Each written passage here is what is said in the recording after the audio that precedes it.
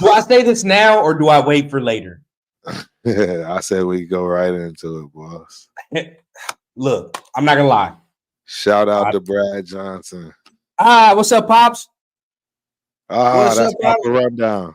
I'm gonna say it. I've opened up to the idea of it. I'm not gonna lie.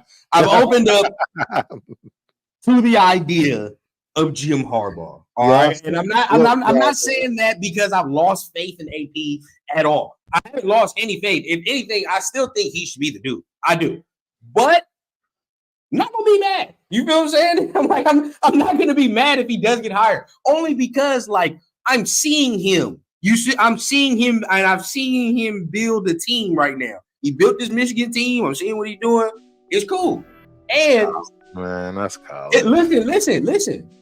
His track record is better than John Gruden and a lot of dudes that a lot of people still won't. You feel what I'm saying? And he's a better option than another rookie dude coming up in here.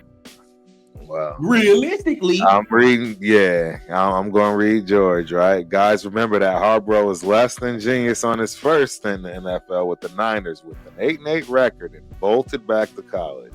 He couldn't motivate millionaires with his authoritarian AT. I mean, this is true. And I think, but see, this is why I think AP. This is why I still think AP should be the dude, because you're gonna move on from the style of AP and you're gonna bring Jim in, who got that different. You know what I mean? Now it's gonna be a whole different approach to the locker room. You're gonna mess up the dynamic, bro. And now we're gonna have to spend another year and a year and a half trying to get guys that Jim likes. And that's the thing, and lose the momentum we've got on defense. See, that's the problem. I don't want to do that. That's the whole thing. Yeah, I don't want to do that's the problem I have. I really don't want to lose the momentum we got. That's the real true problem I have.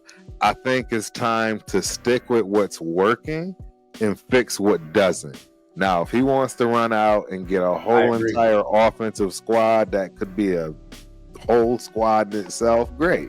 Right. But to remove what we've put in place from the defensive and the head coaching side, I think would be a terrible mistake, because it's setting us back yet again. And it's unfortunate because we don't have that time, because if you make some other decisions go get another rookie on top of that, on top of setting us back. Now now you got everything's riding on it. Everything. You're going 3 to 5 years back. It just doesn't make sense to me. This is me playing devil's advocate, right? Because this is what happens. Because I was listening to Hondo Carpenter. Shout out to Hondo Carpenter. Shout out to Chris too with the interview. If y'all haven't seen my man Chris interview with Hondo, go watch that, bro. Beautiful interview. But crazy interview, Chris. Shouts. He said something that's interesting. If whatever the decision is, Mark Davis decided to hire Josh McDaniels at the end of February, right? But this is the thing, and this is why I don't want to move on from Champ Kelly either. If you fire these two, you're going to have a new GM, and you're going to have a new coach who has a whole new scouting department. Correct. This is what people are not understanding. Listen, Champ Kelly has already done his research, bro. He's already been doing the research. It's not like he wasn't doing anything when Dave Ziegler was still here. He was still doing stuff. You feel what I'm saying? He was still, if anything, he was more on the ground. Right. You feel, for me, Champ Kelly was more on the ground than Dave, because Dave probably had to be important. Yes, and you feel what I'm saying? Just as important. Now, Champ, they probably was like, Champ, go to the school. You feel what I'm saying? Or direct the scouts where you want them to go. He's already been scouting.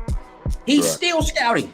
And then if you fire him, you're going to have to get another dude who has another vision about where he wants this team to go.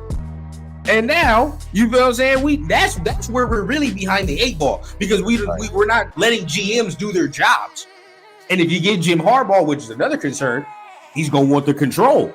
And the GM ain't going to do his damn job. That's the next thing. You know what I mean? You're dealing with a whole different can of problems, man. I mean, you got some momentum and you got some cohesiveness right now. There's just one piece missing. That's the whole entire offensive side of the team. That's it. As far as coaching, the coaching staff, not the, and we're not that far off. In my look, We're not. There's a lot we can start running down avenues because, again, I think, not only doing that, but also, you know what I'm saying, depending on the person you bring in, let this man bring in a veteran that may be able to save us some money. Maybe we get lucky, right, and still be able to pick up a quarterback, right, in the 11th, 12th pick, wherever we are. And We're going to get really, quarterback. you know what I'm saying? Now we got 3 quarterbacks with one that can at least come in the game and at least not lose it and maintain it, and Nate O'Connell. Let's keep it real. He's not going to lose you the game. You know what I'm saying? He's going to be better next year. He's going to win you the game either. The game is going to catch up. He's going to catch up to the game. The speed is going to slow down. He's going to be better. And if you draft somebody to push him as well as obviously the veteran that we have, I mean, it's nothing but a positive situation. And now you can really continue down the draft accordingly. I agree.